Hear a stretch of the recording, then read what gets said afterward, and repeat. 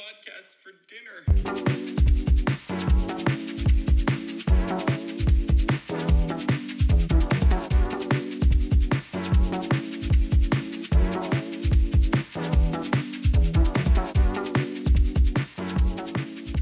And we are live at Melody First Studios on the Flat 5 podcast. Thank you, Gabe, for having us. Much appreciated. He's behind the cameras.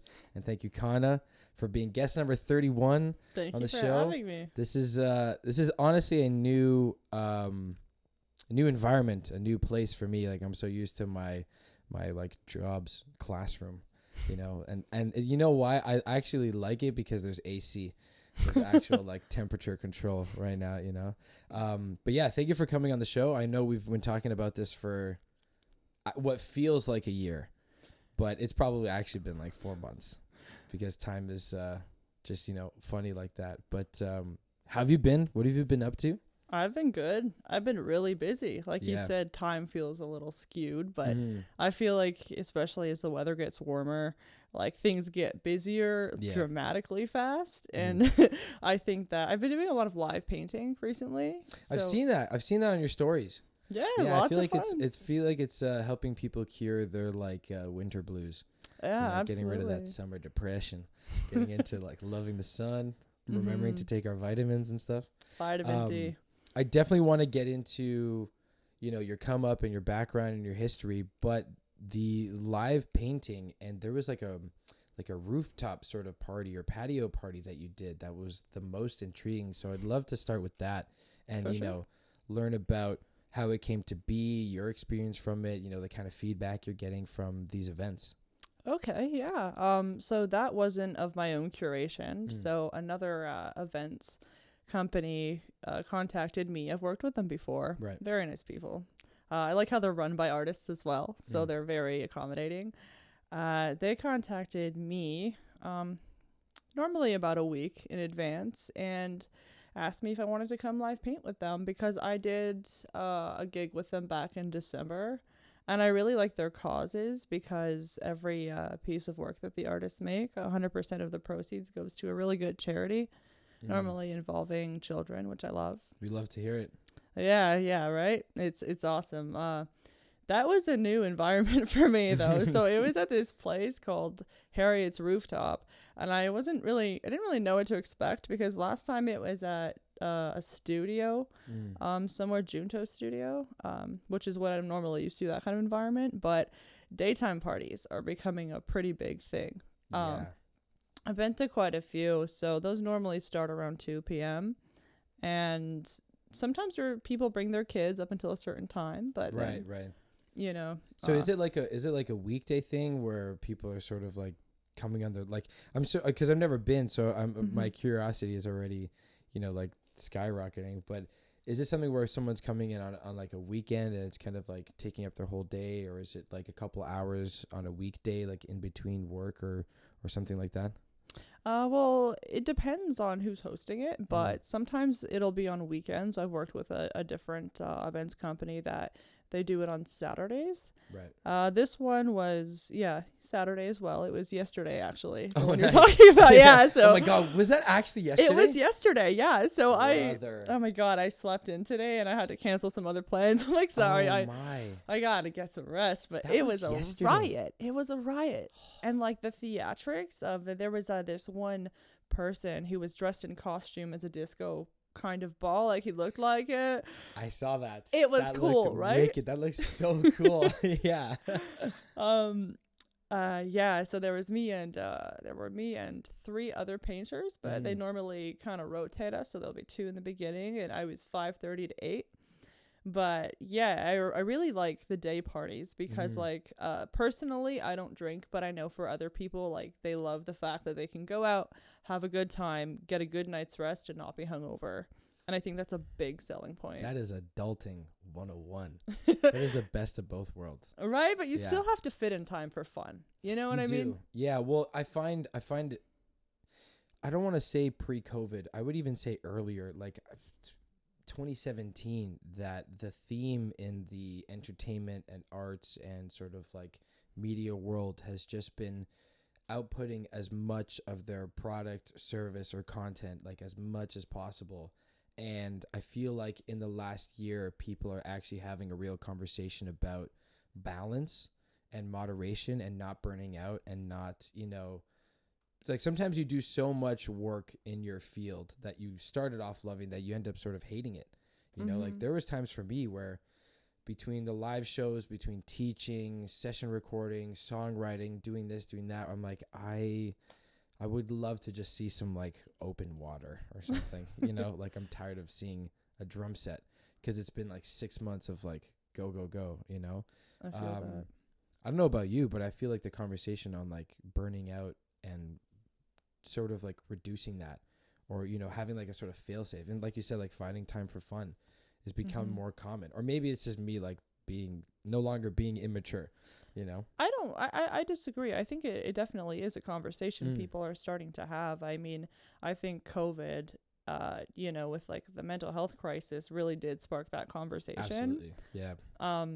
Personally, like, I think I told you I'm a veterinary technician. Yeah. But I was a full-time painter artist for quite a while, but I went back to veterinary medicine as well as this, because I needed to find that balance between, I think, medicine is my left brain and painting is my right brain, right? So I needed to find that balance because I think that, painting too much, I was starting to kind of, as I like to say, like the muse wouldn't visit me as often, right? So I wasn't as inspired, and then my work, I wasn't putting out the quality of work that I was used to. Right. So I had to find that sort of balance in order to appreciate, painting the way that I love to.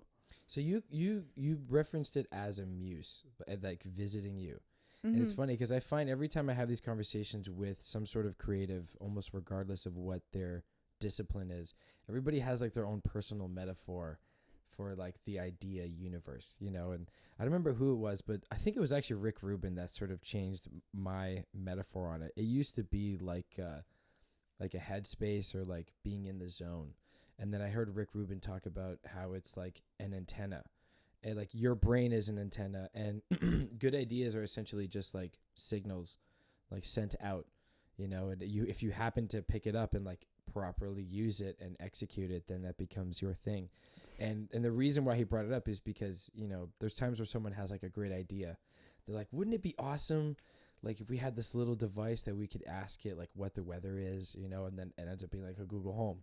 And then Google makes it 3 years later and they're like, Google stole my idea. It's like, no, it's just a good idea that was sent out into this like radio waves. And it just happened. A couple people picked it up and only one acted on it, or one or two, but you define it as like a muse visiting you. Do you find when you're creating, you're sort of getting into like a space, like do you have like a sort of, not a ritual, but like a sort of like warm up into it? Or is it just like, or does it just like happen right away? It just happens for me. Like sometimes I'll be, in transit somewhere or doing something completely unrelated to art. And I just get this feeling. And I'm like, okay, it's going to happen. So I better get home and get a brush and some paints or something of the sort, right? Sometimes it happens with writing as well, with poetry, things like that, which thank God for the Notes app. Facts. Oh my God. Notes and voice memos. Yeah, right? Goated. But I came across the term like the muse because I was selling artwork at the psychedelic exhibit at that Lithuanian church. I don't know it. I don't think I do. Really? Maybe I do. It's done now. Right. But it was on for a few months. Yeah. Downtown, and I told somebody who was working there that I was off to another exhibit right after this one. Right. To visit an artist who paints the same way I do. And he asked me like what way do you paint? I say like I never have a graphic intention in my mind. I just get a feeling and I need to paint. And he's like, he said, I believe that's called the muse. So I looked it up, and it turns out that it's been said, I think it's Greek mythology. There's a muse for music, visual arts, and I think there's 5 of them. Right. But I kind of like that, I kind of resonate with that. So what do you do if you have that like undeniable like feeling to create, but you don't necessarily have the tools at your disposal? Like does it have like a sort of like window that's like 40 minutes or like an hour or like, one block? Or is it kind of like, okay, it's here and it'll be here until, I create this piece? Um, well, it's funny you asked that, because before I knew like that I really enjoyed to paint, I wouldn't know what to do with that feeling, so I would just sit with it, and then it would manifest into irritability or frustration and sometimes anger, because I needed that release and I had no idea how to contain it. Well, I thought I needed to contain it, but it was something to be expressed, not suppressed. And I didn't really know that. But now I find, like, with meditation, I can just kind of sit with it until I get to, my canvas or my studio or. And that, pardon me, I have a whatever frog in the throat or whatever weird animal that people use for that analogy. I have BoJack Horseman in my body right now. For me, I find that it is like this window, and there's been times where and I don't know if it's just too much going on, or maybe it's not like a strong enough idea for it to sort of sit in. But there's times where I think of something, and if I don't immediately like voice note it, it's gone. And then I come back and I'm trying to remember, and I can I can actually visualize how to like tune the drum set, like what sort of like effects, like what, you know what I mean? Like all the little nuances are already like crystal clear. And if it's not already there, it starts to like fade away, and then it's like gone. And then I'm sitting there and I'm like, that must be this is horrible. And God. then someone would be like, hey, how's it going? And I'm like, existence is useless. You know what I mean? I'm like, this is the worst, And so I get that. Yeah. I have voice notes that span all different like areas that I'm in, like the 400 to like Tottenham to, like Bloor and Young or whatever, like wherever I am. And it's like 30 seconds to like 12 minutes. And it's literally me like humming a little melody that is so minuscule and not basic, but has like no detail, versus something that's like so crystal clear that I'm like, oh, and by the way, that bass part that I mentioned, you got to play it where you're muted and like you're using your thumb on the low E string, but then don't mute the A string. And I'm like, that's how I'm hearing it. And it's like, it's never this consistent thing. Like it's always so sporadic. And the availability of that window, it's like random, and it drives me nuts. And I'm like, and I always want to know how people, have that same thing, especially when it comes up organically, because I feel like everyone's is like somewhat different or somewhat similar. But that's cool that you can sit with it. It's taken years, my friend. Yeah, it's taken years. For sure. And some wisdom right there. Some breath work. Yeah. Yeah, facts. So I find with bigger projects, it's the same as you, like with Lucid. Right. For example, that was my brainchild, but that took a lot of planning, and especially when you're starting off on a bigger project and it's in its infancy still, you're doing everything, right? Absolutely. I mean, while you're building your team and things like that. But with the live painting, I can never go in with a graphic intention. I have no clue what I'm going to make. Yeah. I don't even know what colors I'm going to use. I have no plan. I go in and I just let it happen. I just start, letting my body do what it wants to do, and I pray the muse visits. Yeah, absolutely. Because for sure. Everyone's watching, but like honestly, that's true. I find that visual artists, a lot of my friends who are visual artists are quite shy. Not all of them, but I feel a lot of them are, right? Being a visual artist doesn't necessarily mean you're a performative artist. Which with musicians, I find that generally, if you're a musician, you like to perform, or you would love to perform. For the most part, yeah, for sure. Right. I think there's more for musicians rather than visual artists, but I think the fact that I like to perform really does inspire me. So when there's music playing and, I'm in a good mood, then it generally turns out good. Right. Sometimes not so much, but that's all right. You know what though? Like I was having this conversation. It was either at this past Fam Jam. Today's what, the 16th? So whatever that day was on Tuesday, the 11th. Quick math.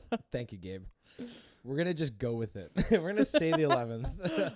I'm pretty Tuesday. sure it was like, I'm pretty sure it was the Wednesday, or maybe it was that day where I was talking to somebody about songwriting, and we're talking about, yeah, he's got it. We're talking about how sometimes, you know, like you kind of have to make something bad just to sort of like get it out of your system. Like at least in songwriting where you're like, oh, I made this idea and I think it can work. And it's almost that you're infatuated with like the hope that it does, as opposed to just objectively assessing it. And you're like, I'm making a tune, and you're like, I think it can use like a laser beam and like a duck sound, and that's really what's gonna make this tune like pop off. And then like you come back a week later and you're like, that is garbage. And you're like, I'm so glad I didn't upload this to DistroKid, you know. And you're like, okay, great. Like this was a little bit too busy. It's too complex. Or it's just like too goofy. And then you sit down and you play a tune that's like 3 chords and it ends up being like one of your best songs. And it's just, you needed to sort of like get that like filter out of your system or filter it through. I totally you know, understand. do you ever have that with art where you're like, I made something and I'm like, I'm not a fan of it, but like I just needed to see that, and it helps me it helps direct myself where to go as opposed to where not to go. Yeah, 100%. I wouldn't say that it's intentional. Right. Really, I wouldn't say that like I noticed that I have to get it out of my system. Mm-hmm. But once I see what it turns out like, then I feel like it's almost the fear of imperfection or the fear of failure that kind of I get over by, you know, creating something that's less than desirable in my opinion. Sure. Yeah. And then afterwards I feel, you know, it's a little bit freeing. Then I just paint what I want and then it turns out better. Yeah. I feel. But when I get kind of called or hired for a live painting gig, it's like I don't really have time for that. You know? Yeah. And like I said, people watching is not really intimidating to me. I find it encouraging, especially when there's more people, because I find that the more people there are, the more cohesive they seem. Yeah. They seem like one kind of, not entity, but like, you know what you kind it's of like one energy. No, it's energy. 100% That's true. a better word. I think that's kind of the reason why people like like EDM shows and rave shows, because it's such a mass audience and everyone's sort of guard is somewhat down in terms of how they're perceived in the room, because there's just such a mass amount of people. And then you're just like, it's fine. Like I'm just here. Like no one's looking at me because they're probably looking at everybody else. You know, whereas like, sometimes you go to like punk shows. I'm not shitting on punk bands, but like sometimes the shows are a little thin, you know, and people are like, how do I look like a Ramones bandmate right now? You know, and it's just like sometimes, so I get what you're saying. I totally agree. But you were saying about live performance. Oh, right. Yeah. It's a lot easier, I think. I mean, I used to always paint and dance at the same time. I find painting personally is a somatic experience as well, like kinesthetic, right? Like it has a lot to do with the body. Like when I stretch canvases, like the big ones, I do yoga while I stretch them. Like you mean like physically yes. Stretch it. Whoa. I thought that was like a term, like how do you expand it? But like you're physically like. Yeah, so I get the stretcher bars and I kind of knock them together with a mallet. It's like making a bed. You know, like that one bed sheet that you gotta like exactly. And, like, open up your arms. Exactly. You have to do a certain pattern though. You can't just go around or else it'll be uneven. So you have to score it like this and just keep going around. And that's what drum tuning is like. Yeah, I've been told. Do like this like star image. Yeah. You never do something side by side. Mm-hmm. It's crazy. Look at that. Look at the arts, man. So cool.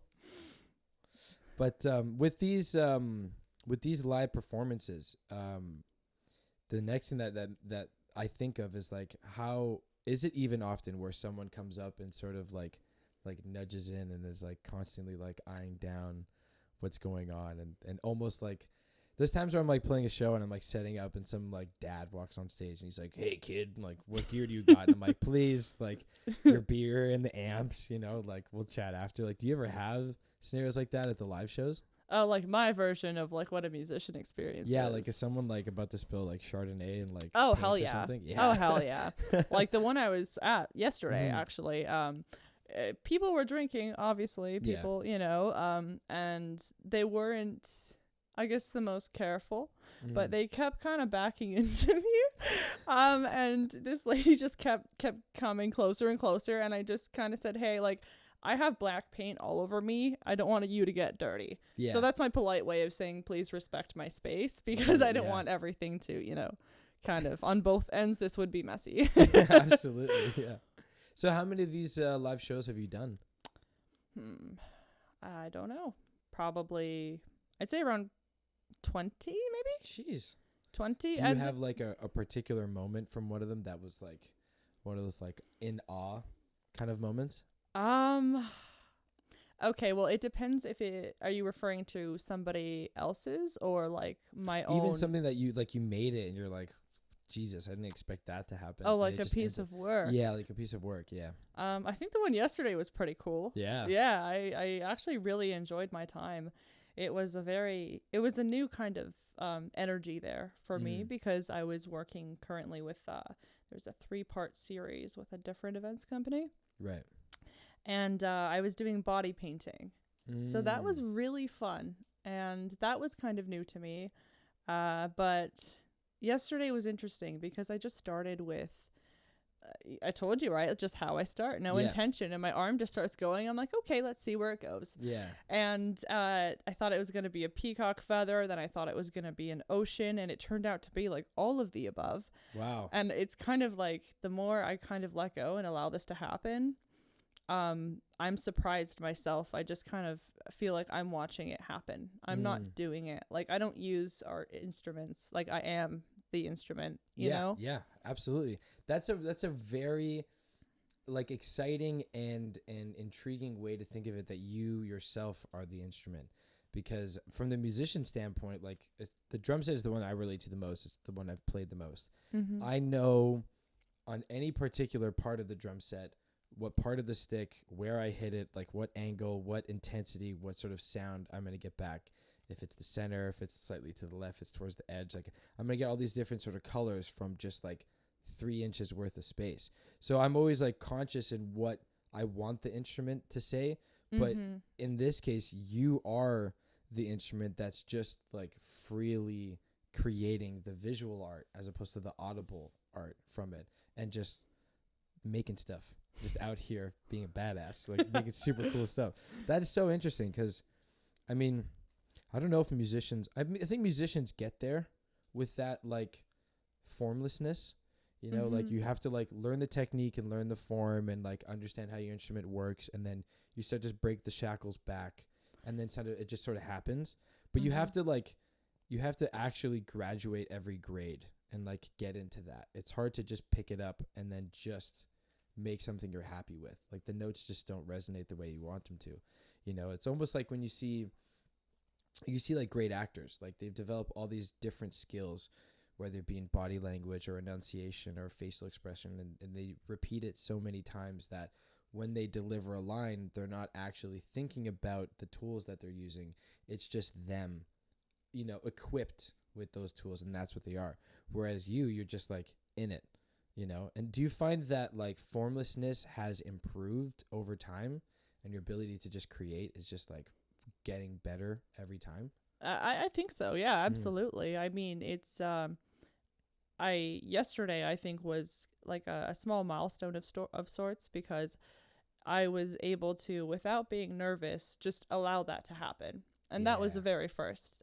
But I do definitely agree with you when you say that you acquire these skills, and once you are very familiar with them, it's easier to kind of, make everything easier for you to execute what you want to execute without having to worry about all the details, without getting anxious about, if you mess this up or you mess that up. And I think that like I have acquired quite a few skills over the, this past year, especially, where it's almost like being more articulate and being able to more specifically and properly express whatever needs to be expressed, you know? Absolutely. So how did you get your start as a visual artist? Like, is it the story where you started off as a young kid, or is it something that you kind of like fell into? I always was drawn to it, but never noticeably. Pun intended. Drawn. into it. Babe, can you go ba-boom psh, one time for me, please? So you started off when you were young? I never like thought about it though. It was just kind of like a, if there's a pencil there, I'd draw something. It's just the same kind of way that if I wanted to write something, like children experiment with different art forms or things in general, right? It's play. It's still play to me. That's wonderful to hear. Honestly, I think like a lot of times people lose that aspect of it. I think that kind of goes hand in hand with the burnout aspect of it as well, or portion of life. Absolutely. That's why I had to go back into medicine, because I needed to see that this was still play. Did you ever take art classes as a kid or anything? Really, eh? No. Wow. I started in vet med when I was 14. I've always been working, with more of my left brain. Right. But my first exhibit, it wasn't an exhibit, but I exhibited my art. It was at the Hamilton Art Crawl last May. Art Crawl, yeah, I've heard of that. I like it a lot because it's the only one in the GTA that's not governed by, I guess the government or the region, right? It's just run by the people, and as long as we're respectful, we're allowed to do it. Wow. Which is great, because then there's no fee, which means less red tape for artists to be able to show their work, be proud of it, and express themselves that way, right? Yeah. I really just started painting seriously since like a year ago. That's wild. I never considered I myself would have an assumed artist. it to be much longer, especially in how active you are. And I mean, I've seen what you've created like firsthand. Like when I went to that exhibit at the frame shop that we were talking before we started rolling, I remember you had this one pretty substantial piece that just had so much on it. And I was like standing there, I was drinking kombucha, and I was like really looking at this painting. And I think ever since I got into songwriting, I started to appreciate visual art more, because I'm trying to find those like notes and those like tannins that match with like music and those like details. Because for me, it's always been like the visual is just how it is, but the art or the audio was always the part that's like, how did they achieve that? Like visualizing how someone got to that point, But when I see your art, I don't get the impression, that you've been taking it serious for a year. Like it all looks so put together that it's like you've been doing this for time, and it's just been like that, I mean, you have been drawing for a long time, but do you feel that your art took a different transition over the past year once you started to like actually be conscious and like, I'm going to make art and I'm going to go put it out there? Like, do you feel like what you created had a sort of turn? Well, it really started when I met a friend last year during the summer who was in art school. He was in art school for 7 years. He went to Sheridan, right? And I was painting with him one day, and I saw him use, I don't know what it was, like some string or something to get a texture on the canvas. And I was like, you don't need to just use brushes. Like I had no idea how much freedom I would find in this. Right. I thought there were rules. I thought there were rules to everything in life. Yeah. And then that happened, and it just completely changed my perspective with everything. Yeah. Like there's always a way to do it, I find, that is best suitable for individuals. Yeah. And like I found the most freedom in that moment, and I just like I got getting excited talking about it. Sure. Because like that was such a defining moment for me. And I think like I haven't consciously been trying to improve like certain techniques or skill sets, but there is one thing that I find has been cyclical, is my hand needs to catch up to my eyes now and again. Do you know what that means? Yeah, absolutely. Yeah. So it's happened again recently, which I'm very happy about. But it's not something that I can necessarily like push for. Right. I practice or I visualize, or let's say I'm kind of delving into realism now, or at least like forms, figures, because believe it or not, Ian, I still can't draw hands. What? Wow. I still can't do that yet. So I'm going to rip off the Band-Aid and actually give her, For sure. Well, it's funny because like musicians, I feel like anybody in general has that. Like it's hard to sort of be good at everything in a relatively short time frame. Like even in the world of cuisine. Like especially when I'm teaching, I use cuisine as metaphors to my students because they can understand like this is uncooked, that's overcooked, this is just right, this is the way you want it to be, this is the way it's normally done, and like everything in between on these like sort of like quality assessment, especially when we're measuring like performances, right? Oh, I like that. And I was like binge watching Gordon Ramsay like Hell's Kitchen like compilation videos. Yeah. And it's just like the comedy of either him completely shitting on somebody and like, where's the lamb sauce, versus like him complimenting someone in like the weirdest way, but it makes you like all warm and fuzzy. You're like, oh, he can be nice, Yeah. And he was with this other like British chef in his restaurant, and he's like, I've never cooked an oyster before.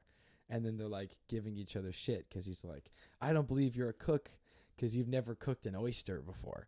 And then I thought it was funny because I'm like, oysters are mid, but the fact that he can't cook an oyster, isn't an entire representation of him as a chef. Right. And there's a lot of great musicians or artists or whatever that, just happen to really develop 3 to 4, maybe even 1 or 2 particular things. And that took them a long way until they realized like, oof, like I, can't keep doing this forever. Like I kind of got to remind myself to get out of the comfort zone, because once you're out of that comfort zone, that's where the new excitement and beauty and surprises come. Like I was driving back from this rehearsal today, and my bandmate and I were listening to a drummer named Daphnis Prieto, who's a Latin drummer, and we were like, oh my god, this is like drumming that's just, it's like as good as like John Bonham or this guy or that guy. And I'm like, those guys are great, but like I don't think they could do this, because those particular individuals only were able to do 1 or 2 things, and that's all they ever did. And there's like 9, 10, 15 years worth of like, documented footage, which is essentially tapes, and I think it's important for artists to like find that one thing that's just slightly out of reach, that's like in that threshold, like that Stranger Things Upside Down, like you can just stick your arm out and I don't have it, but if I work for it, I can get it. And it just becomes like another sort of either tool in their arsenal or provides more clarity in their creation. So it would be really sick if you just start drawing hands like Oliver Toronto, and I'm like, that's Kanna's hand right there. They're like, what are you talking about? I'm like, it's an inside thing. You won't get it, But have you ever been approached to sort of create something where you feel like your wheelhouse isn't necessarily there, and you like you want it to be, but it's just not quite? You've ever had that moment before? Yeah, absolutely. It was a commission, and it was quite a large piece. I think he wanted it 3.5 by 5 feet. But he wanted it comic book style, and he really likes my art. Mm-hmm. But I looked into it, and it was such an important piece to him, so I had to decline it. It was a substantial commission, and it meant a lot to him. But in saying that, if it means a lot to like one of my clients, it means a lot to me. For sure. And I did some research, and I recommended some artists who were superb in the style that he wanted. But that was a moment, where I had to practice that integrity. And and it's a real thing. It is, yeah. I just wanted him to actually really be happy with the result of it, right? And I didn't want me to hate the process, yeah, because then it wouldn't turn out good either way, right? Yeah, no, there's a lot of truth to the person creating the art also like vibing and feeling with what they're creating, because that like I'm trying to find ways to describe it, but it's almost as if like I get this still with a lot of like recordings in music pre like 2007ish, like and then it starts to narrow down as like after 2008 2009, but like if you listen to like Rock With You by Michael Jackson, like you can hear in like the first 4 notes, like that dude is feeling the groove, like J.R. Robinson, I believe his name is, or something like that. You can just feel that particular energy on that day at that moment through the tape, where he's like, we're going to dance right now for the next 3 minutes and 30 seconds. You can feel that. You feel it when you listen to metal music. And I find, and again, like my sort of awareness and my ability to like assess visual art is still pretty, underdeveloped, let's say. I'm starting to get there, but it's not as, clear as music. But there's times where I've seen art where I'm like, someone might not find it attractive, but there's something about, like, I can kind of tell the person was like using the paintbrush like frolicking. Yeah. They're like, like clouds, and I'm like, I love looking at that, and I'm like, I just imagine what the person looks like and what they were thinking. Did they have like a cat or a dog beside them, and they were just like, birds, clouds, the sun, it's done. You know what I mean? And just like having Is that like, what painters maybe sound like? yeah, It's done. it's complete. Time for tea. Like I was at Valley Village yesterday, and I was with that same friend Michelle. Yeah. And do you know Joanna Rosselli? In passing. Yeah, she's a great photographer. Another, like very sound, like visual artist, like through the camera, and editing as well. And there was this like pretty juvenile looking painting, like someone was trying to draw. It was like a lake view, like that sort of cornered triangle lake view, and then like shrubbery and rocks in the clouds. Mm-hmm. And it didn't have very clear detail. The lines aren't super sharp. It doesn't really have a lot of clarity. It's almost like a blurry looking image, right? But I'm looking at it, and I'm thinking about us recording this podcast today, it being yesterday, and seeing like they purposefully took the paintbrush and let it sit to create a leaf, and they let like the paint like expand. Whereas when they were creating the branch, they just like went quick. And it's like what technique they're using. And I'm like, okay, I'm starting to see like how, this sort of like comes together. And when you're painting, do you have those moments, right? Or is it just, well, I mean, you kind of answered that before, but like, are you painting and something comes up to mind? You're like, I'm going to just slightly change my position in a way to achieve what I'm looking for. I'd say it's not really what I'm looking to see, but it's what I'm feeling. It's very somatic for me, like I said, which is also why I like to use a lot of textured mediums. Right. But sometimes it's just my arm wants to move in a certain at a certain speed, in a certain shape, and that will dictate what the painting looks like. And I know that Bob Ross, happy accidents, but I swear by it. I swear, like yesterday when I was painting, a big glob of white just went down in my painting. It dripped off the brush. And normally, maybe like 3 months ago, I would have been like, shit, panicked. Yeah. But I've realized that I kind of almost look at these paintings as separate entities, because that's what it wanted. I rolled with it. So I took my brush, I dipped it in water, and I pressed it against it, and I let it all drip down instead. I amplified that mistake, and it turned out better than if I tried to wipe it off. Musicians have the same thing. Yeah. I feel like a lot of people have that. Like that makes me think of the sports world. Like, a hockey player's on a breakaway and he gets tripped, and he in the moment is able to think like, I was going to do this one play and I'm going to do a different play. And it's like the end result in that case is getting a goal, but it's like that rolling with it and sort of like, this is the new, progression that's happened, and I'm going to continue to sort of steer it in the direction that I want and just make it happen, and musicians get that. I mean, like there are cats like Herbie Hancock and Miles Davis who have a lot of video where someone plays a wrong note and then they just fix it, and in the musician world, like any wrong note you could play, you can play the next note above it or below it and it'll make sense. And it's essentially like any mistake is within reach, whether you go left or right. Like let's say if you think about the piano, do you have that in art? Like you were using the water to amplify that. Do you have those moments where like I didn't really want it to go that way? Maybe I use the bottom of the paintbrush and like create a new streak, and now it's become this new thing that actually works. Like, does that happen often? I wouldn't say it's necessarily the same kind of method that you just explained. So like above and below. Right. But I think it's just surrender when it comes down to it. It's just, this is what happened. So, I'm just going to surrender to what happened and either amplify it, which normally works out the best. I find amplifying it because then it looks like extra intentional and it just makes it really special. But I don't think there's any specific like fix it. Right. You know what I mean? For sure. Now, how clear is intention in someone's artwork? Like if you're at a gallery and seeing other people's pieces, Like, how obvious is it, like, that artist intended to make this look or specific way or be perceived in a specific way? Well, that's very subjective. That's very True. subjective Mhm. because I could feel a whole story from a very, very simplistic piece of abstract work. Mhm. And it can remind me of the first meal that I had after swimming at the beach when I was 7, Yeah. right? Mhm. And maybe that artist got over a breakup. Like, you Yeah. never know, right? Right. But I was speaking to my friend Alex about this the other day because she got one of my paintings. She purchased it from me, and she explained to me what it meant to her and asked me if that was correct. And I said, yes, that's correct. She's like, well, is that what you meant? I'm like, well, I didn't really mean anything by it. I let it happen, and now it's separate from me.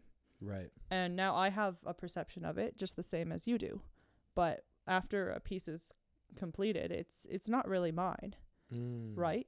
After I paint, I turn it around, or I don't look at it. I close the door, my studio door, and I wait a couple hours, and then I come back, and I'm like, oh, Yeah. holy crap, who did that? Yeah. Right? It's funny. There's a lot of those same. I find there's a lot of those same principles in art in general. You know, I've talked to friends that have written short stories or they've, like directed short films, and they're like, I just write a sequence card and it's this, and then it took it one way, and 50 later I looked back at it and I'm like, this doesn't feel like mine anymore.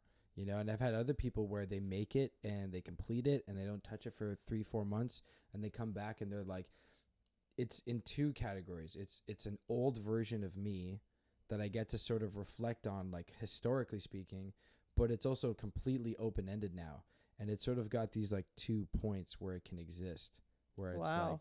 like I've had one of my bandmates, we were playing a tune that I have, and it has its particular, like, historical, meaning for it. And then he listened to it and he had one version of it, and then things in his life happened and they changed, and he had like 2 meanings on one song, like the present time and the historical time a year prior when he first heard the tune.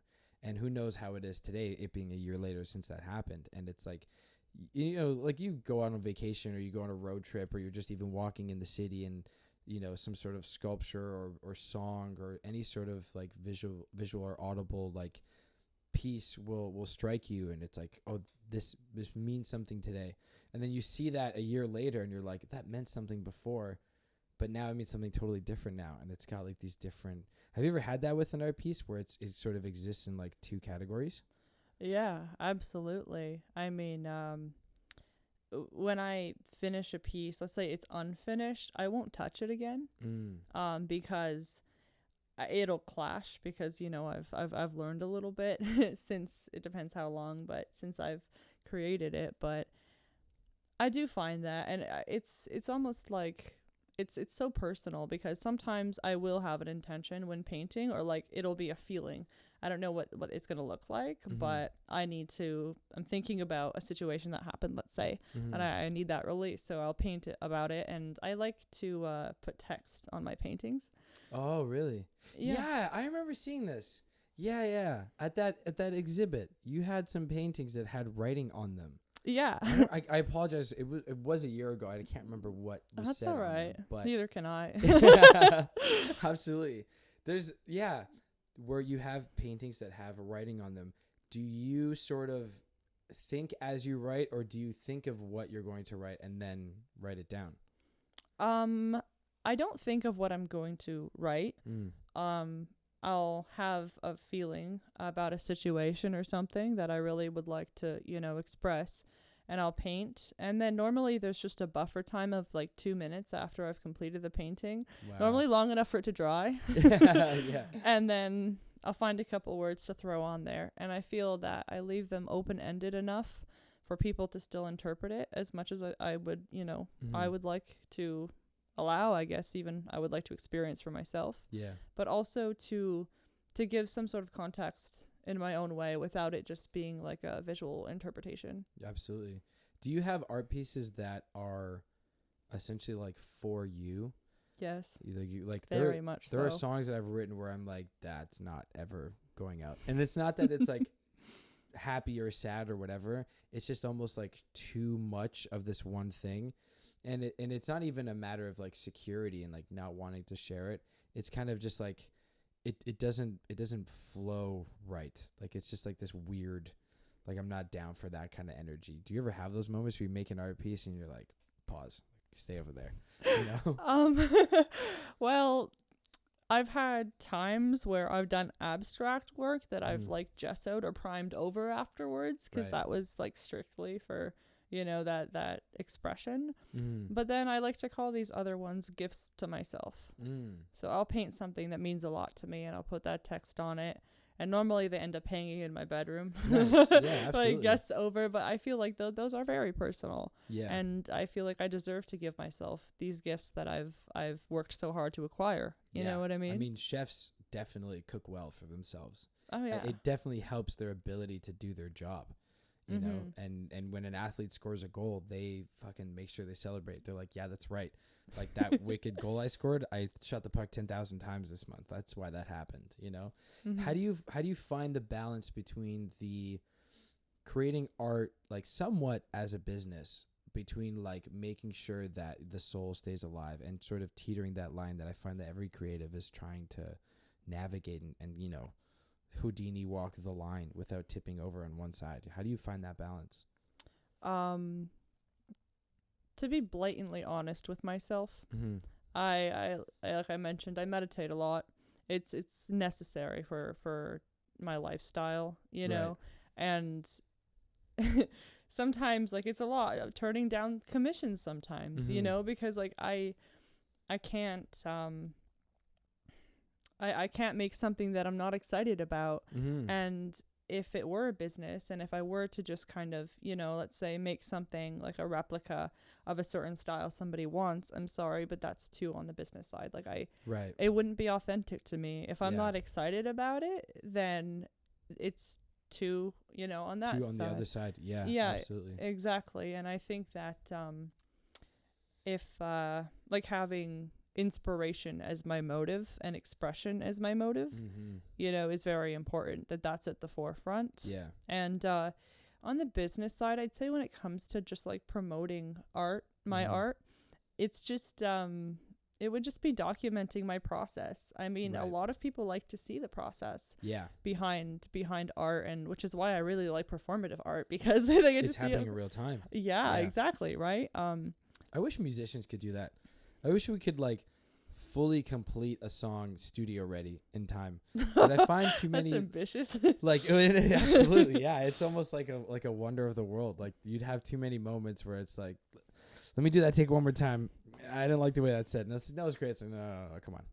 Let me. It was the guitar. It wasn't me. Let me fix it. You know. I feel like art allows you to sort of, especially the way you approach your art, like very freely, very like zero resistance barriers. It's very much like your body is its own entity and your eyes are sort of just watching it happen. And I feel like that's got to be so just like fulfilling and entertaining, because it's just happening. You're like, holy shit, like look at that.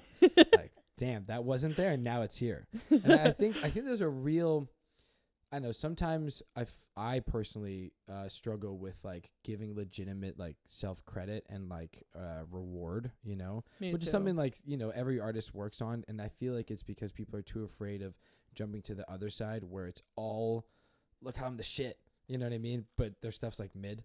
And they're like, like it just doesn't balance out. I know what you mean. Like the last thing I want to do is find myself to be that person. Yeah, and it's like you would feel like you're not in it for that, like those sort of like really like innocent values. Like I just want to enjoy it. You're like the core values. The core values is a better way to word it. Exactly, you know. And there's times where, you know, musicians will play something, you kind of surprise yourself. And you're like, oh shit, like I played that note on that beat and that was kind of cool. And everyone, you know, like musicians have this like nod, this like there's the stank face. Yeah, you know? we get that too. Yeah, okay. I was gonna ask, is that like, so you have the stank face? I'm like, is there a face for art? Because I see in movies, and I know like a lot of times movie isn't always the most realistic representation of how it actually is. Mm-hmm. Like Whiplash is not how it goes in jazz school. Like, I'm sorry. It's a great movie, but it's fiction, you know? Yeah. Just like whipping the chair, you know? But I watched, I don't know if it was Doctor Who or it was a clip of a show, but people were standing and they were looking at art like this, you know? And they're like scratching their beard and they're like, oh yeah. And I'm like, there's part of me that I'm like, do people do that? Like, what is the stank face for art, like visual art? I never thought I'd be asked this question. Yeah. Well, that's what we do here on the Flat Five. You know, we're just breaking barriers. No, but I honestly, like, it's a valid question because I think, like, for musicians, it's pretty cohesive, like, you know, the stank face.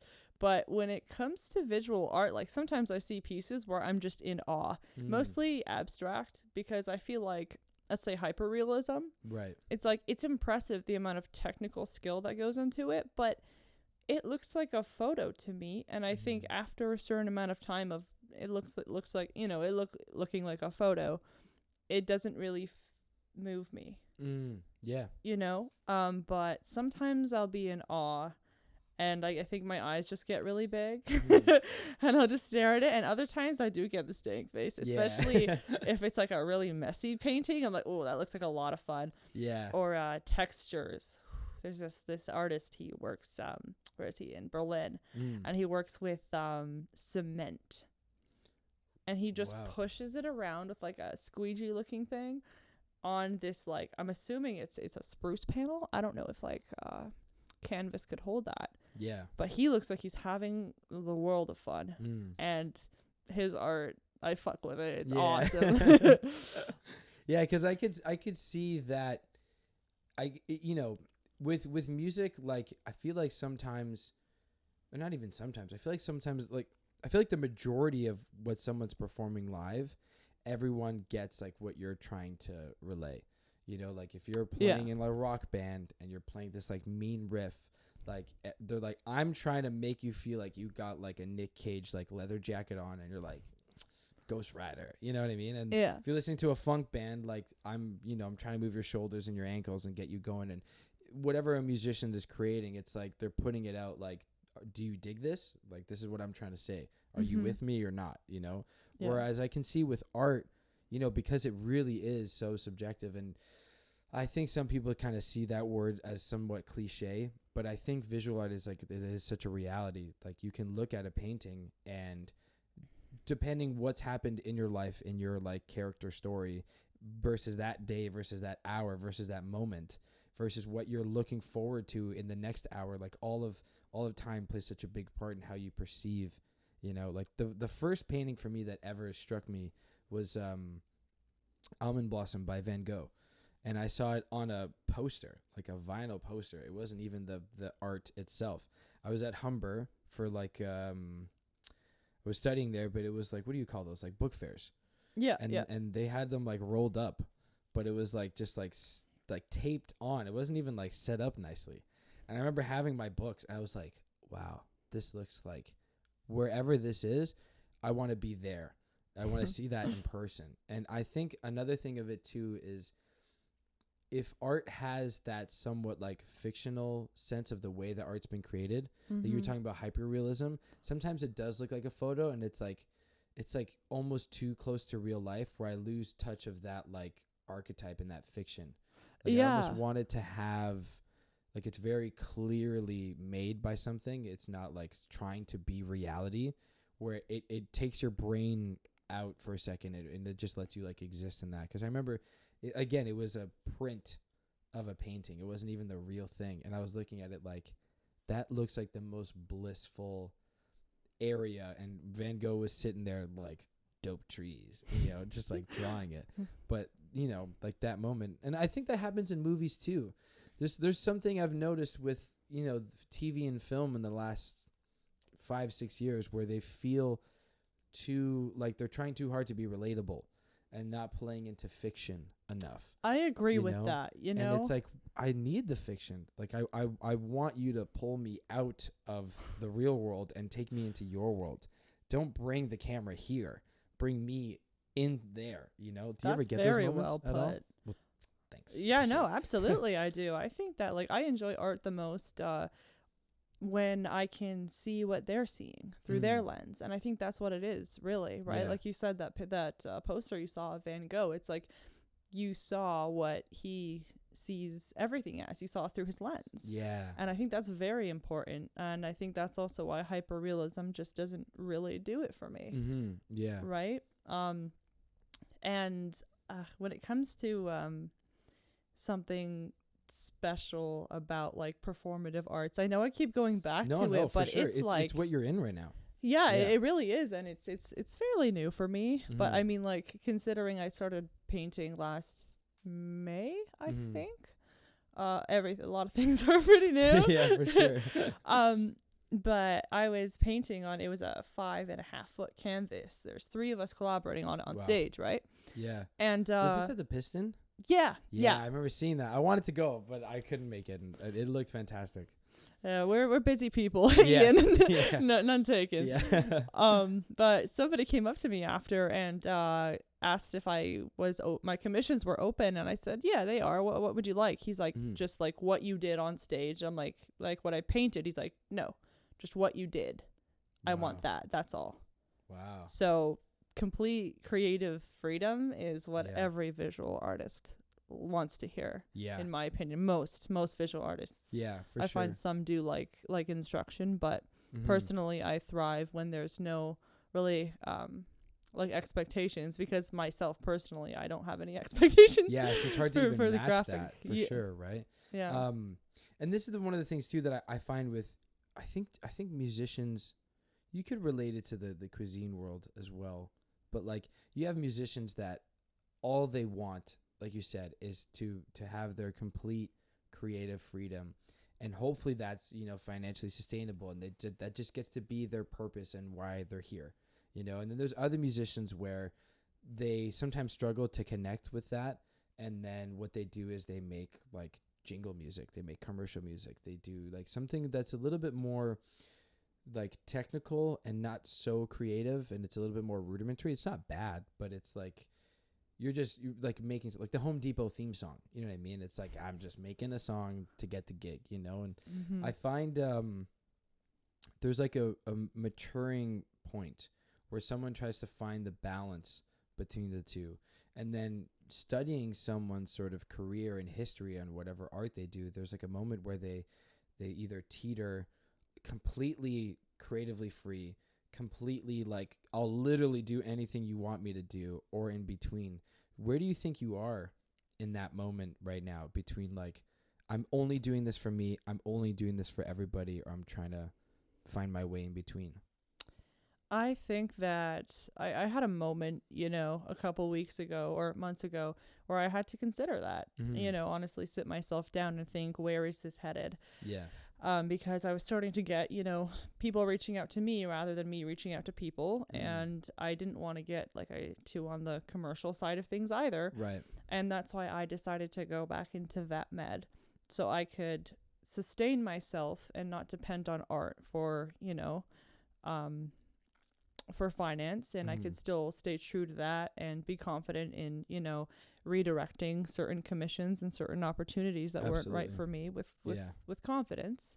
And also working on a bigger project, which involves, you know, getting multidisciplinary artists together. Yeah. And in order to achieve that with longevity, I would maintain my job as in vet med. Yeah. So I think that was my kind of solution to that, because I agree with you. I think a lot of artists do come to that point, like, you know, what do I do? Do I branch off this way? I have a friend who does music and visual art, and she says she feels a little like splintered is the word she used, because there's this way and then there's this way, and I don't know which way, you know, I'm really going. And I kind of empathize with that now too, because like I was talking earlier, curating is also an art form, and I didn't even realize that. Developing how the crowd is going to experience, you know, like from when they walk in the door to when they leave that door, and that whole point, like it really is. It's like sequencing an album. Like, how am I going to take you through every chapter? You know, right, because albums really are stories. Yeah. Most of them. No, I'm just being a shithead. I'm just being an ass. They are. But how have you found curating? Oh, it's interesting. It's a lot of fun. Mm-hmm. It's a lot of fun because I'm a really social person. I'm an extrovert, and I love getting people together, and I love kind of inspiring them the best I can and egging them on within their craft. Yeah. And just like giving them that affirmation. Like I like that you said egging them on. Yeah, because I use that all the time. I'm like, come on, man, you can do it. Just do it. Right? You know? Yeah, absolutely. Yeah, exactly. And I find a lot of like OCAD students even are not confident in their art, and they're like, oh, here is like this thing I made. It's like brilliant, Ian. I'm telling you, this thing they made is like brilliant. Yeah. They're like, I don't know if it's any good. I'm like, do you not see this with your eyes, ma'am? This is incredible. And you know, I'm just really hoping that it's helping people. And after that first event, like, people are really excited, you know, to be a part of something bigger and something, I don't want to say messier, because that may imply like it's not organized. Right. But something a little bit more free within its boundaries. Yeah, absolutely. And yeah, I didn't even know what the word curation or what a curator was like half a year ago. And now I'm knees deep into talking to, you know, dancers and visual artists and musicians and all of that. It's been a ride. I think that's also a really great sign of like leadership for the self. It's like sometimes people need to learn how to lead themselves, but also leadership for a small group or a community or a collective or wherever the case is. Because when you're the curator, you're like the overseer. You're like the Gandalf. You know what I mean? Like, you're like seeing how the path looks for every individual, and people have different needs, and people also bring different things to the table. And you want to have it where people are playing to their strengths, because they're going to feel confident while feeling comfortable. And you know that what they're going to execute and output is going to be what it's been prior. And have you, when you're curating, have you had to sort of like sit down and sort of like move the pieces around and sort of like organize like how this is going to play out to make sure that it's like sort of, you know, everyone's having a good time? You ever had that before? Oh, absolutely. We have an event coming up next month, and we gotta plug it. What's the date? What's the venue? What's the time? If you have that, of course. Well, we're gonna do an open canvas at Trinity Bellwoods. It's gonna be on the 23rd, so next Sunday in a week. Yeah. And my God. Then at that, I guess I could like get together. I don't know if it's an event really, but then we're gonna release the poster. But I can say it's gonna be on May 13th.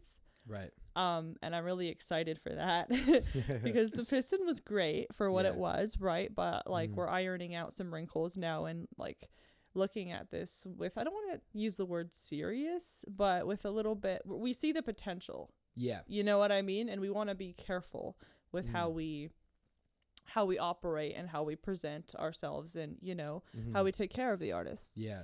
So there have been moments like that.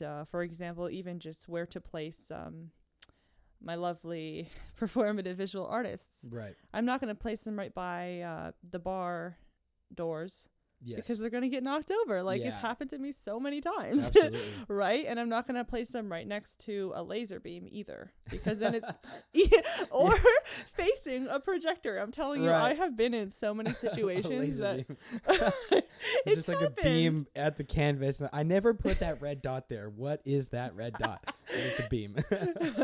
No, but like, you know, those green like lasers that go around. I was like right close to it, and it was just awful. Yeah. And I'm not going to put like a dancer right next to the door either, because she could, you know, feel uncomfortable first of all by the influx of guests. Yeah. Yeah. Absolutely. And also with live body painting, I want my model to feel safe. Yes. So I'm going to make sure that she has her own space, and that I'm going to put either tape or some sort of pretty something around her, so no one can come up to us while I'm painting her. For sure. Right. Yeah. So there are a lot of elements when it comes to curating and placing them where, you know, in the respected spots, and also the theme.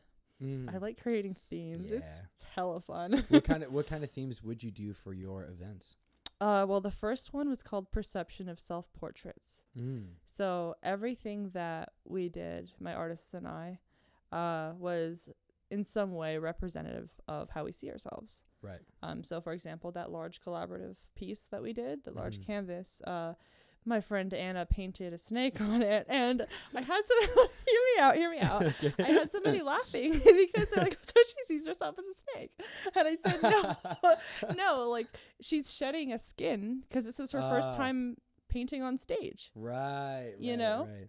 I thought it was going to be like, I was hanging out with this guy and he's a snake. Like, so, fuck that guy. Oh my God. Oh, no, but that was a really fun one. Perception of self portraits. I also like puns, if you can't tell. Yes, absolutely. What is the most like ambiguous theme that you would like create? Like, how does the world look in like the year like 3100? Like everyone's got to come in on like segways, like floating. You know, like what? How? Oh, what that's sort of, like, basic. Segways. Right. I guess it's not like 2016 Vine anymore.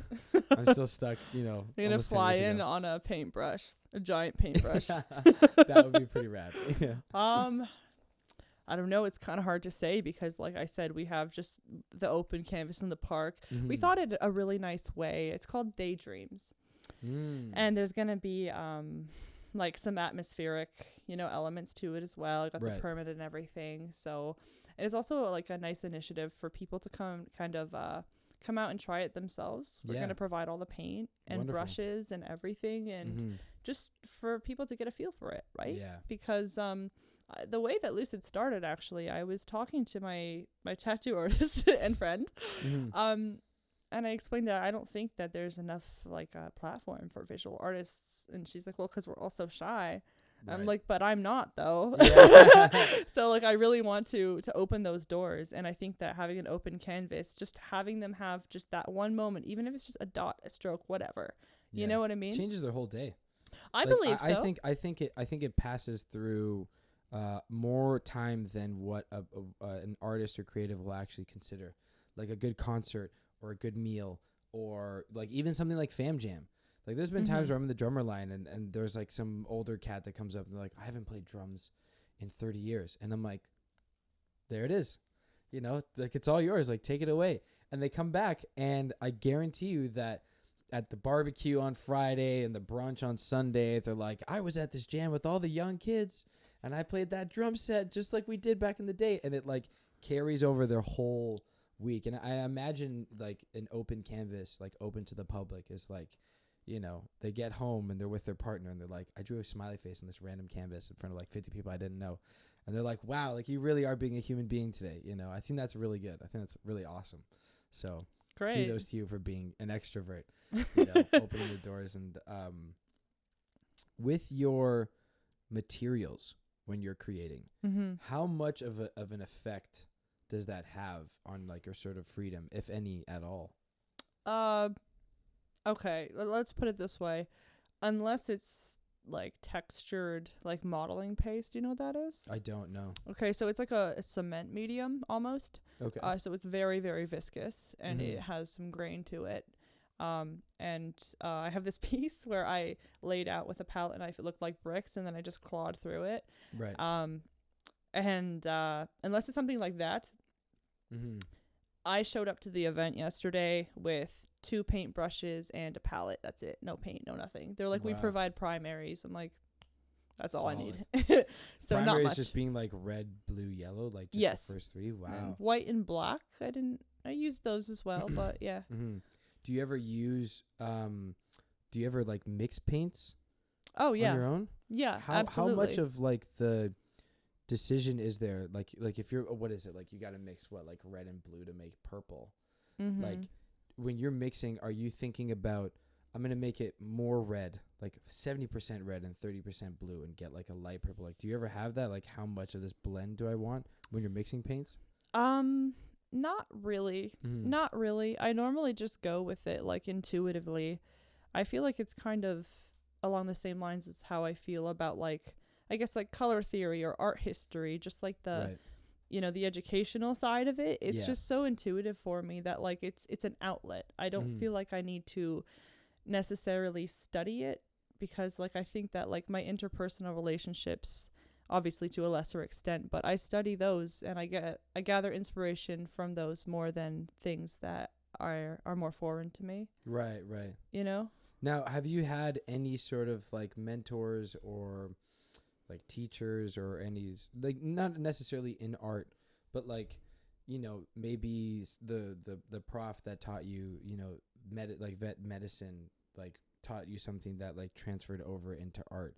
Like, have you ever had a sort of mentor or sort of teacher where it's transferred over into art, and like the principles that you learned like freed you in your art? That's a good one. Thanks. I would say they're more occurrences, things that have happened to me, right. puzzles I've had to solve, situations I had to either like dig myself out of or like, just like figure something out. Yeah. And then I can apply that to my art as well, and honestly just the way I live my life. Yeah, absolutely. And I feel like that's like directly goes hand in hand for me personally, is how I live my life and how I conduct my art as a practice, as well as, the business aspect of it. But when it comes to artistic inspirations, I gotta say Daniel Johnston. Do you know who that is? I don't, but I feel like I know the name, but I don't. I'm gonna say no. Okay. Well, he was in the 80s, I think. Yeah. Because Kurt Cobain wore one of his T-shirts one time, right. which I found really, really lovely, because he doesn't have like a quote unquote like a I don't want to say he doesn't have a good singing voice, but it's quite rough and it's just so raw. Yes. And he plays on his little keys, and he uses like instruments that are not instruments. Like, it was a child's toy, and it says like the deck goes quack, and then he'll just go up with his guitar and just like sing what's on his mind. And it's just so raw, and it didn't sound good, but it fucking felt good. Yeah. It felt good. And after I saw my first time like introduction to him was on a documentary on Netflix. And I thought, if that can sound like that and make me feel like that, I'm not afraid anymore of putting my work out there. Yeah. I used to be so scared of using like nice paper and ruining it with my artwork, and I had that hump of not being able to call myself an artist. Yeah. And then I realized I always have been. Did you have a moment that sort of like broke that sort of like glass box that says like you're in there thinking, oh, I'm not an artist, and then something comes and shatters it, and you're like, oh wait, I always have been? Was it a moment, or was it sort of like developed over time? I think it was when I realized that I couldn't how do I put this? I couldn't make art. Oh, I couldn't live without it. Yeah. I would get physically sick if I wouldn't create. Really? Wow. Really. Like, yeah. I was wondering what was going on with my gut and like other areas of my health, and like I couldn't figure it out. And then I started painting, and I can't help but do it. Yeah. I really can't help but do it. And I'm not saying that people aren't artists if that's not the case. Yeah. That would be awful, but it's just who I am. You know that your soul is very much in tune with like just your body in general and how it activates, and it's also sort of like one sort of entity. Yeah. It's not like separate, and like you were saying, like you are able to sort of like decide, I'm going to use my left brain, decide I'm going to use your right brain in whatever given thing you have on that day, but that like you have to. And I think that's just like your mental well-being will play a factor on your physical health. And if you're not feeling mentally even 50 or 60%, the small micro decisions that you make, over time are going to compound. And then a week goes by and you're like, no sleep, no sun, no water. Like, I'm not thinking in that way. And then you're like, oh, I got sick, Yeah. And it's like, you kind of just need that thing that keeps you like, not just happy and motivated, but like bright and alive, Yeah. Like every time for me, like whenever I'm with my students and someone's just like not 100%, and I'm like, screw the book. Like, I know you have RCM coming up and that's super important, but we're going to pause and I'm just going to have you only play like these 6 notes. And then I'm going to play a drum beat or a guitar beat, and we're going to create. And we do that for like literally 3 minutes. And then the remainder of the class is like one of the best that they've had in, a month or whatever the time frame is. And it's like, you need those moments that kind of just remind you, like, you can do it. You can kind of like actually do whatever the fuck you want, you know. And I think Yeah. that's really cool. And I think I was actually having a conversation with one of my students' parents. The student of mine was away, but the sibling was attending the class, so that's why I was able to speak with the parent. And he's a dad, and he's like sports world, finance world, like his entire life. Mm-hmm. And he goes, he's like, "Why do you do it?" That's how he opened up the conversation. Why do you do it? And I'm like, "What is it? You know, what are we talking about?" And he goes, "Music." And, you know, I gave him like the whole short story and everything. And he's like, I don't want to force my son to do this. I also don't want them to live a life that they think that there's like a story, an archetype of like a king that lived in the castle because the father protected him from all like the bad things in the world. And when he finally broke out of the castle, he saw like famine and misfortune and all the, you know, like atrocities of life. And he had this whole like moment. He was like, I don't want to shelter my kid. I also don't want them to think that the world is just something that you can just like frivolously like be in. Like there's some level of output and you have to give something, and you know what I mean? Like all of that kind of stuff. And I told him, I'm like, your kid is playing like tennis, not trying to be Serena Williams or Roger Federer or whomever. You know that it's there to develop the part of their brain that they'll need for whatever they decide to do. You're almost teaching them how to learn, right? And music is, in my opinion, and I'm speaking very biased being a musician, but it's that perfect like synergy of like this sort of chaos of creativity and the sort of like order of learning a discipline, you know. And I see art like that more and more, and you know, as I explore just media and arts in general, like getting out of just being a drummer and seeing what else is out there. Like there's a lot of that, you know, push and pull. Like there's a lot of that balance, you know, like like we were talking about, like finding form and then becoming formless. Like that to me is like a very advanced, like you're starting to get into like master level where it's like, I actually don't think at all. I just do, you know, and I find like a lot of my students, especially like I'm finishing my 5th year with them. Wow. Yeah, 5th year with at least like 15 or 16 of them. And I'm seeing them like use this as a tool. They're not at the age where they've developed like the objectivity and the consciousness to recognize why they're doing it, but they are doing it. And they're like, you know, I have exams. Like I have a couple of students that are graduating grade 12 or are graduating grade 9. You know, some of them have done the, oh my God, what's that math test that you do? EQAO? EQAO. Yeah, exactly. Thank you. That. So glad you remember that. The student came in and she was so flustered.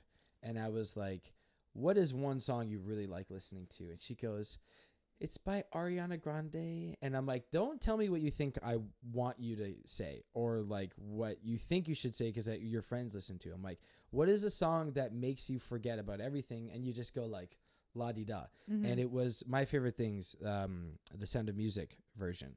And I was like, I'm like, we're literally just going to learn like the right hand melody for that. And then she came back and the next week and she's like, she did her homework, all that she needed to do.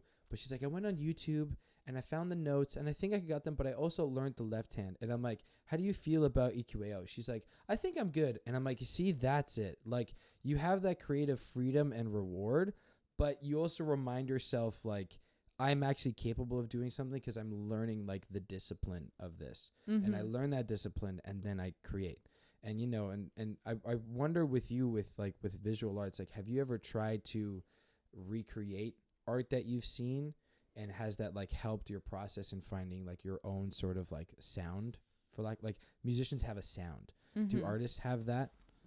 I kind of asked you 2 questions. I apologize to interrupt you, but like it's all right. I'll fuse them. Thank you. Appreciate that. I've never tried to recreate somebody else's kind of feel. I've been inspired, but I've never like looked up their techniques or tried to like replicate their techniques. Right. Really. But I definitely I've been inspired. What was the second part of your question? Sorry, I was like a little quick ramble. That's all right.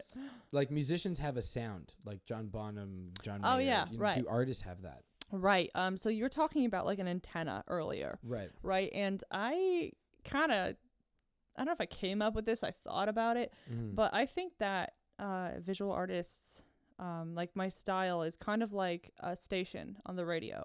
And because like I say, my work, I don't believe it's like my own really. So I think that I can channel my style, for lack of a better term, like like my own station, and then I can project it onto a canvas, and that's my style because it comes from that own specific place that only I can kind of grab from. Do you know what I mean?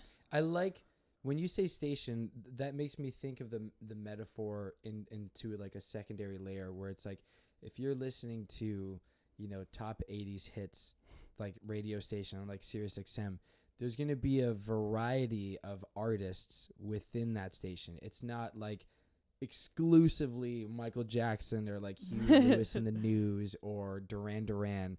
Like it's everybody in the 80s. There's some Metallica. There's like XYZ artists. There's some feature with Jim Carrey or some bullshit, you know? Like there's like the 80s and it's not just one specific thing. So do you see your style as this sort of like multiple sort of like amalgamations of just what you see happening on the canvas, and the style somewhat like changes per like artwork or piece? I would say it changes more noticeably every time I kind of reach for that next level. Every time I'm like, you know what, I can do this. Every time my hand catches up to my eyes, right? It definitely changes then, piece by piece. I mean, I like to paint a lot of eyes. I just like, that is true. I find I've noticed that. Yeah. They just pop up everywhere. Like I find them, it's almost like involuntary. Right. You know, it's just part of what happens when I paint. But piece by piece, they differ just, you know, by a little bit, I guess. I know I see there's a lot of waves in my work. Yeah. Normally eyes incorporated in there. Do you think the eye is like some sort of like subliminal or subconscious like metaphor? Like you're drawing an eye sort of like, this is how I see it, you know? To be transparent, I had a dream not too long ago, because I've always wondered where these eyes come from, right? Because I'm not doing it intentionally. And in that dream, it was just this big glass room. And it was like, it kind of looked like water, but also like fog or smoke or something. Right. And it was all of those eyes that I paint. Right. And I woke up and I'm like, oh shit, is that what that is? I don't know. I mean, you're an artist, you know, these kind of funky things happen, but I don't know really what it is, but I think I kind of met it. Right. If that makes sense. Yeah, for sure. Do you ever like lucid dream at all, or do you ever have dreams that are kind of like, whoa, you know? My company is called Lucid. I was kind of hoping you would go there. Yeah, that's why I asked it. I was like, come on. Here's the alley-oop, slam dunk that. So you have had lucid dreams then? Frequently, yes. Same. Really? Yeah. Interesting. Like, I've had some dreams that I woke up and I'm like, this is going to fuck up like the next 4 days. Like, I just know it. Like, I know it's not, it's not that it's bad, but it's like so real. And it was so like, I feel this, I feel air. Like, Yep. like it's just so much that I'm like, don't talk to me for like 4 days, you know? And then other ones, like I had a dream, Hugh Jackman was dressed as his Van Helsing character. And I was in the ocean gray wave planet from Interstellar, and he was like chasing me down with arrows, and he's like shooting arrows at me, and I'm fucking booking it, and then I just make this hard left, and like a massive arena-sized piece of like Spam like is right there, and what he's do like you shooting mean Spam? like the fake meat like Spam, and he's shooting arrows into the Spam, and I'm using them to climb up to the top. And then I got to the top of the Spam, and that was it. That was the dream. Just wild shit. So was that a lucid dream? Yeah, I could feel like like my legs felt wet, and it felt like, you know, when you get that cold burn, like you ever had like something really cold that burns, like it felt like my whole knees below the knee was like burning, and then my whole body was weird, and my hands felt like grimy. Like Spam meat, it just, I imagine, is just like WD-40, like gross stuff. Yeah, you know, like oil, you know. And I'm just like climbing in. I'm like, this is disgusting, you know. And and I feel like it, and it's always such a trip. But I mean, what is your experience like? Well, it helps ground myself. I never started to do it intentionally, but after I realized what I was doing, I was like, all right, well, if I'm in it, I'm in it. Let's look some things up. Yeah. So before I go to bed, I look at my hands like this, and I kind of, you know, make myself more aware of them. Then I go to sleep, and then when I wake up within the dream, I look at my hands again to ground myself, because if I wake up in a lucid dream, I get really excited, and then I wake up in real life. Yeah. So I have to ground myself by looking at my hands. And then I always ask people, are we dreaming right now, instead of telling them, because if you tell them, it's not a very pleasant experience. Yeah, it like breaks that fourth wall. Yeah, I feel very alienated if I do that. But there's this one where I had lots of fun. My sister and mother and another sister, 2 sisters, were there.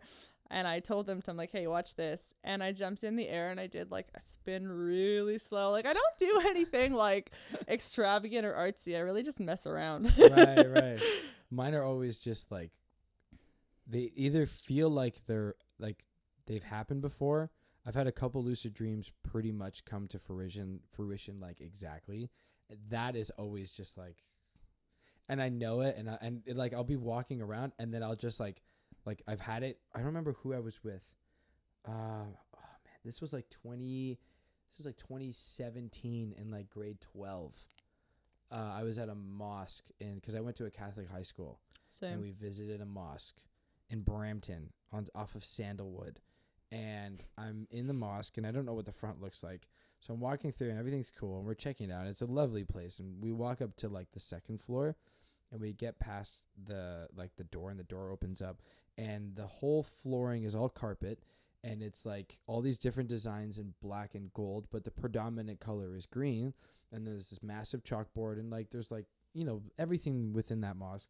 And then we sit down, and we're all like listening to him talk about, you know, what they do and everything, and it's part of our religion trip, right? Mm-hmm. And then he's like, and now we're gonna go over here. So we stand up, and I look to my left, and in the roof there is like a perfect circle like cut out. It has like a little like dome kind of thing, and the sun is pointing right through it.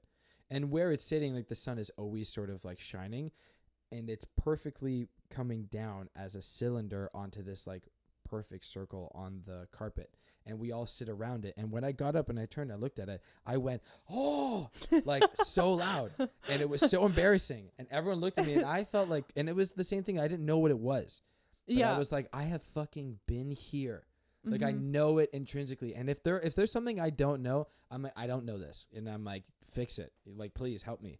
You know what I mean? I was like, I know that I've been here, and I'm sitting there, and my legs are crossed, and now we're around the like light piece of the carpet, and I'm like so bothered and like irritated. I'm like, I don't want to be here right now. It's just freaking me out because it felt like too real. You know, like it felt like Neo took the blue pill and was like, oh, wait a minute. Like, I'm not supposed to do this. You know, it just felt like I'd really been there before. And it was at that moment I started to like explore, and I tried to do it on my own for a bit, and it didn't work. And it pretty much only works happens when I'm like incredibly exhausted.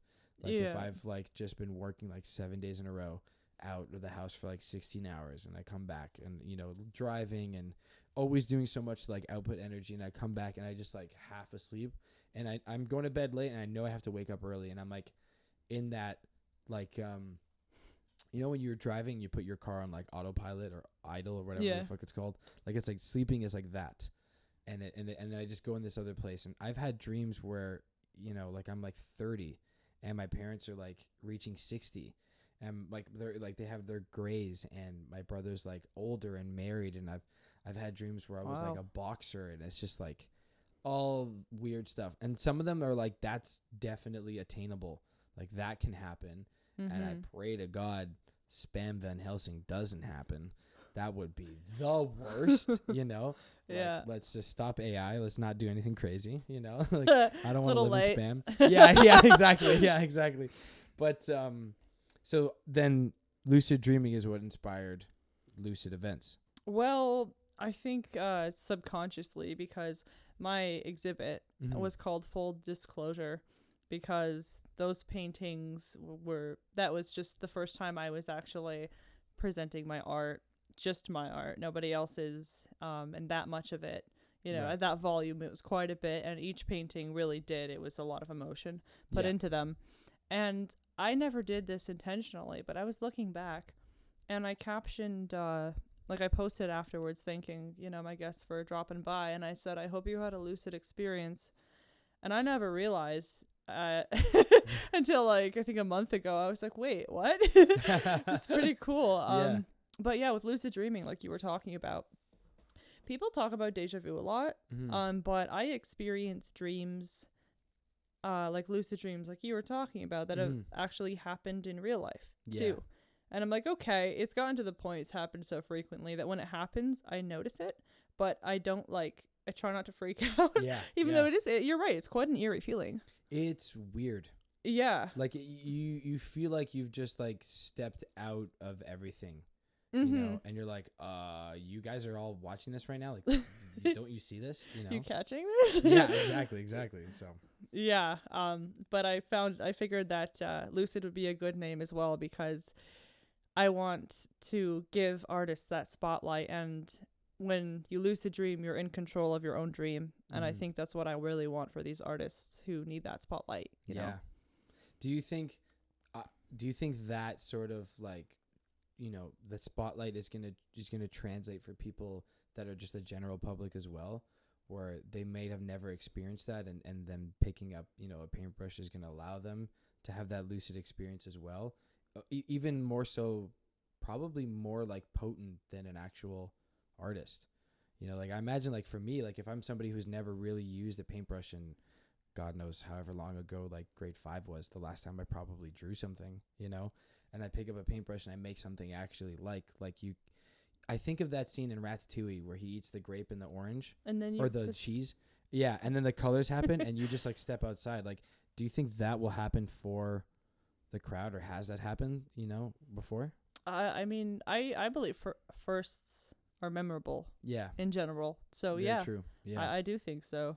And I hope that people, my goal really is to help people realize their own brilliance. Yeah. Because I used to kind of dumb myself down, or I guess just kind of not give myself enough credit, because I didn't Mhm. realize how many skills I actually had under my belt until I had the confidence to realize that, or like to Yeah. accept it. Right. And I think like I've met so many brilliant people who have, like I said, I've even gone to school for this. Mm-hmm. And they are just incredible. And it's almost like I can't believe that they can't see how their own greatness, but I was there. Mm-hmm. You know, I didn't think that I couldn't call myself an artist for the longest time. For sure. Right. Yeah. But I just really, I'm hoping that people get inspired and continue to, you know, be inspired by themselves, you know. And I mean, are there any firsts that are like that spark your interest, or that you're curious about? You know, like maybe like you're curating now, you're doing art in front of people, you're doing commissions, so long as it makes sense. Is there a first that is out there in the ethers that is, you know, like tickling the back of your brain? vocals. Ah, yeah, that's right. Yes, I remember. That was one of the things we talked about when we first met. I don't know if that was a year or 2 years ago. So I think a year. I think a year. Yeah, Yeah. it must have been, because I haven't started. Probably feels like 2. Yeah. But Time we were flies. talking about singing because you were at Fam Jam Yeah. and you sang. I Yeah. did. And I mean, everything takes practice and time, but I think that was a defining moment for me as well. Because no matter how I sounded, no matter what happened, what people remember, most likely they don't remember much. Right. Because like so many people go up, you know, some people sound fabulous, some people have a good time. Like it's Yeah. a win-win, right? Absolutely. It's a win-win. But just having the courage to go up there and do that just for me really was a defining moment. Absolutely. And like I mentioned earlier, I stopped drinking alcohol quite a while ago now, because I wanted to experience like life as well as like events and, you know, exhibits and concerts without that kind of, call it like social lubricant. Yeah. You know, Facts, because like it was difficult though, because like there's a culture around it. Yeah. And I hadn't really experienced life without that. You know, like my early adulthood. And that was my 100 days without alcohol, and I got up on stage and sang to celebrate that. Well, congrats. Honestly, Thank kudos to you. you. Yeah, Thank you. It's maintained my health, and I've been more productive. And absolutely.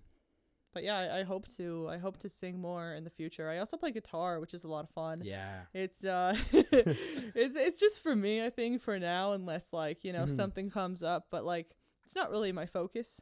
Right. I'm gonna start learning drums soon as well, which is really fun. If you ever need a So hand, long. let me know. Drums is like my bread and butter. It's like my favorite thing in the whole world. And I feel you on like the branching out, and there's some things that are like kind of like only for you. You know, they're not like meant for the world. Do you ever find there's cross pollination between a moment when you pick up the guitar to the very first moment after that when you pick up a paintbrush, or when you sing, you know, just like doing a daily task and then you start painting, and it's sort of, do you ever find that the two things sort of like translate together? Well, I'm certainly in different moods when I pick up one or the other. Right. What do you mean exactly by translate? Like they sort of cross pollinate. Like there's moments like where I will have a really good conversation with someone, and the emotion that I feel from that conversation, and the good is in like it had meaning, good Right. in the virtue, it will translate to my songwriting, or where my songwriting has now, like, the clarity of me behind an instrument has set the tone for the rest of the day, or me teaching a class, or whatever the case is. Like, doing something on one thing has pollinated and sort of like carried over to the next. Have you ever had that before? Yeah, definitely. With guitar, I play electric. You know, for the longest time, I thought I didn't like to play guitar, even though I had a nylon string. It was really cute. It was nice and small, easy to work with. Right. I just didn't like it, and I thought I didn't like playing guitar. And then I have this Kramer. I think it's from like '84. Oh my God. Yeah. I picked it up. I finally got it fixed, and I got a nice amp for it. And it's so much fun. The extrovert, like, the nylon was kind of meh, but the Kramer, the Kramer's where it's at. I liked the nylon strings because I felt for an acoustic steel strings are just a little bit too rough for me. I don't know, because, you know, with like electrics, the pickups, it makes it a lot easier. You don't gotta press that much. Especially with bar chords. Like, I don't tire as easily. But that will definitely translate in different ways depending what I play, but I feel a lot more confident after I play guitar. Nice. I'm also able to sing better when I have a guitar in front of me. Yeah. 100%. Well, the instrument is like resonating, you know, either the chord or the voicing that you're matching, you know, so it's sort of like reminding you, like, hey, this is the note, like, this is it, kind of thing, you know. Like, there's times, like, you know, playing where I'm singing and playing drums where I really have to focus on my, like, intonation and my vocal tuning, because you can't tune a drum set to an individual pitch. Like, you can, but it's really not technically. Like, I hate when people are like, yeah, you can. I'm like, you can't though. Like, it's not gonna always resonate the way a string or a piano, you know, a note or key would, right? But behind the keys or the guitar, it's sort of like, this is like the word like cheat code comes to mind, because singing has been something that's like, oh man, this is fucking hard, because I want it to be easy, just like how I want it to be natural, rather, not easy. Me too. I know? Understand. But the guitar is kind of like my co-pilot, you know, like I'm flying and I'm like, is this good? And he's like, don't worry, I got it. Like, it is, you know, the turbines are fine, or whatever's on planes, you know, I'm like, no birds, you know, and it's like, is this A? And the chord's like, yeah, this is A. I'm like, okay, sweet. This is A, you know, and finding that. So, before we go, I would love to plug everything you've got that's happening, that's going on. You said on the 23rd, you're at Trinity Bellwoods. This should be out for sure by then. Yeah, great. May 13th, I believe. Yeah, May 13th, I'm hosting another multidisciplinary event. And it's you can find it at lucid.events.to. Yeah. I know my own handle. Lucid.events.to. And if you want to check out my work, it's at almost.abstract, but abstract is spelt with a K. Yeah. some of my favorite content to see, you know, online in general and in like this like Toronto scene. And I really, really am excited to see how you continue to sort of open, you know, the gates and make this more accessible for people and allow people to find their own, like, you know, as you say, lucid experience, like finding different like shades of themselves, you know, through visual arts. So thank you for being wonderful and amazing. And thank you for coming on the show and having such a fantastic conversation. I feel like my whole week just got so much better. Me too. You know? Thank you so really much pumped. for having me. Yeah, it's my pleasure. And thank you, Gabe, for being the best, like perfect dude and doing all of this and helping out the show. And I appreciate both you guys. I appreciate the listeners listening to the Flat Five as always. Make sure to check out Almost Abstract with a K, Lucid Events TO, Melody First on Instagram. Whether you're watching on YouTube, listening on Spotify, Apple, Deezer, you name it, thank you so much for your time, and enjoy the rest of your day. Take care, everybody. Much love.